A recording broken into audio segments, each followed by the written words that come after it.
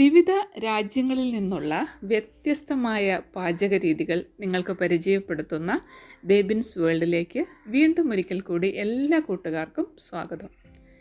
ഇന്ന് ഞാൻ നിങ്ങൾക്ക് വളരെ വൈവിധ്യമേറിയ ഒരു പാചക രീതിയാണ് കാണിക്കാൻ പോകുന്നത്. ഇത് ഒരു ഫിഷിൻ്റെ ഒരു ഡിഷാണ് നമ്മൾ ചെയ്യാൻ പോകുന്നത്. ബദാമൊക്കെ ചേർത്ത് ഒരു വലിയ മീൻ എന്ന് ഞാൻ നിങ്ങൾക്ക് വേണ്ടി പ്രിപ്പയർ ചെയ്യാൻ പോവുകയാണ്.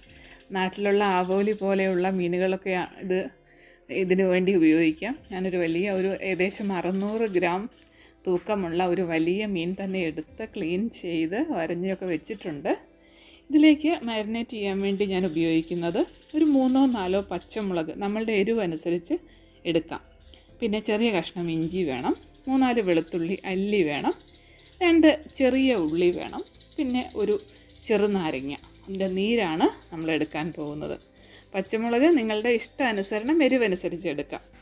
ആദ്യം ഇതെല്ലാം തൊലിയൊക്കെ കളഞ്ഞ് ചെറിയ കഷ്ണങ്ങളാക്കി ഒന്ന് മുറിച്ച് മാറ്റി വെക്കാം. എന്നിട്ട് നമുക്ക് ഇതൊരു മിക്സിയുടെ ചെറിയ ജാറിലേക്ക് ഇടാം. എല്ലാം ചെറിയ കഷ്ണങ്ങളാക്കി ഇടുന്നത് പെട്ടെന്ന് അരച്ചെടുക്കുവാൻ വേണ്ടിയാണ്. നന്നായി അരച്ചെടുക്കണം. നാരങ്ങ നീരും 1 ടീസ്പൂൺ കടുകും കൂടെ ഇതിനകത്ത് ചേർത്തിട്ട് നന്നായി വെണ്ണ പോലെ അരച്ചെടുക്കണം. ഇത് നന്നായി അരഞ്ഞെടുത്ത് കഴിയുമ്പം ഇതിൽ നിന്ന് പകുതി ഭാഗം മാത്രം എടുക്കുക, മുഴുവൻ എടുക്കണ്ട. ബാക്കി നമ്മൾ പിന്നീട് ഉപയോഗിക്കും. പകുതി ഭാഗം എടുത്ത് നമ്മളുടെ ക്ലീനാക്കി വെച്ചിരിക്കുന്ന ഫിഷിലേക്ക് മാരിനേറ്റ് ചെയ്യാനായിട്ട് ഉപയോഗിക്കാം.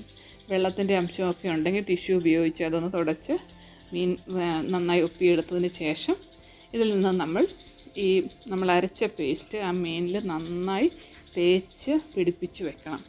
കല്ലുപ്പ് ചേർത്ത് തേക്കുന്നതാണ് കൂടുതൽ രുചി. ഇനി സാധാരണ ഉപ്പാണെങ്കിലും കുഴപ്പമൊന്നുമില്ല.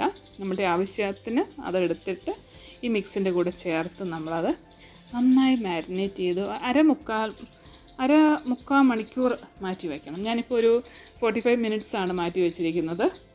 പിന്നീട് നമുക്ക് എന്തൊക്കെയാണ് ഇതിന് വേണ്ടതെന്ന് നോക്കാം. 2 വലിയ സവോള എടുത്തിട്ടുണ്ട്, 3 തക്കാളി എടുത്തിട്ടുണ്ട്, ഒരു ചെറിയ കഷ്ണം ഇഞ്ചി എടുത്തിട്ടുണ്ട്, 3-4 അല്ലി വെളുത്തുള്ളി, കുറച്ച് മല്ലിയില. ഇത്രയും കാര്യങ്ങളാണ് നമ്മൾ എടുത്തിരിക്കുന്നത്. അപ്പോൾ ഇതെല്ലാം തന്നെ നമ്മൾ കൂടെ വേറൊരു കാര്യം കൂടെ ഉണ്ട്. ആൽമണ്ട് വേണം, ബദാം തലേ ദിവസം വെള്ളത്തിലിട്ട് വെച്ചാൽ നല്ലത്. അപ്പോൾ നമുക്ക് തൊലിയൊക്കെ കളഞ്ഞ് പെട്ടെന്ന് എടുക്കാൻ പറ്റും. ഞാൻ ഇന്നലെ വെള്ളത്തിലിട്ട് വെച്ചിട്ടുണ്ടായിരുന്നു. അപ്പോൾ അത് തൊലിയൊക്കെ കളഞ്ഞ് ഇപ്പോൾ വൃത്തിയാക്കി എടുത്തിട്ടുണ്ട്. ഇതും നമ്മൾ ആ മിക്സിയിലിട്ട് നന്നായി അരച്ചെടുക്കണം. തരിയൊന്നും ഇല്ലാതെ നല്ല വെണ്ണ പോലെ അരഞ്ഞ് വരണം. അത് നമുക്കൊരു ചെറിയ പാത്രത്തിലേക്ക് മാറ്റി വെക്കാം. അപ്പം നമ്മളെടുത്ത തക്കാളിയും ഉള്ളിയും ഒക്കെ ചെറിയ കഷ്ണങ്ങളാക്കി മുറിച്ച് മാറ്റി വെക്കണം. ഇഞ്ചിയും വെളുത്തുള്ളിയും ഒക്കെ അത് നമ്മൾ പിന്നീടാണ് ഉപയോഗിക്കുന്നത്. അപ്പോൾ നമ്മൾ ഓടിൻ്റെ ഉരുളിയിലാണ് ഇന്നും പാചകം ചെയ്യുന്നത്. വെളിച്ചെണ്ണ ഒഴിച്ചിട്ടുണ്ട്. മീൻ വറുത്തെടുക്കാൻ ആവശ്യമായ വെളിച്ചെണ്ണ എടുക്കാം. ഞാൻ 3-4 ടീസ്പൂൺ എടുത്തിട്ടുണ്ട്. അതിനകത്തേക്ക് ആദ്യം കുറച്ച് കരിവേപ്പിലയും ഒരു 1-2 വെളുത്തുള്ളി അല്ലിയും ഇട്ടിട്ട് അതൊന്ന് ഫ്രൈ ആയി വരുമ്പോഴത്തേക്ക് നമ്മളുടെ മീനിട്ട് തിരിച്ചും മറിച്ചും ഒരു 1/4 വേവാവുന്നത് വരെ ഒന്ന് ഫ്രൈ ചെയ്ത് എടുത്ത് മാറ്റി വയ്ക്കണം. മുഴുവൻ വേവണ്ട, ഏകദേശം ഒരു 1/4 വേവാകുമ്പോൾ നമുക്കറിയാലോ. അതുവരെ നമ്മളെടുത്ത് മാറ്റി വയ്ക്കുക. എന്നിട്ട് നമ്മൾ ബാക്കി ആ എണ്ണയിൽ തന്നെയാണ് ഇനി പാചകം ചെയ്യാൻ പോകുന്നത്. എക്സ്ട്രാ ഓയിലൊന്നും നമുക്ക് വേണ്ട. അപ്പോൾ ഇതെടുത്ത് നമ്മളൊരു ടിഷ്യൂവിലേക്കോ കിച്ചൺ ടൗലിലേക്കോ വല്ലതും വറുത്ത മീൻ മാറ്റി വയ്ക്കണം. എന്നിട്ട് നമ്മളുടെ ഉള്ളി അരിഞ്ഞു വെച്ചിരിക്കുന്നതും ഒക്കെ എടുത്ത് ആ എണ്ണയിലേക്ക് പതിയെ ഇട്ട് വഴറ്റി എടുക്കണം.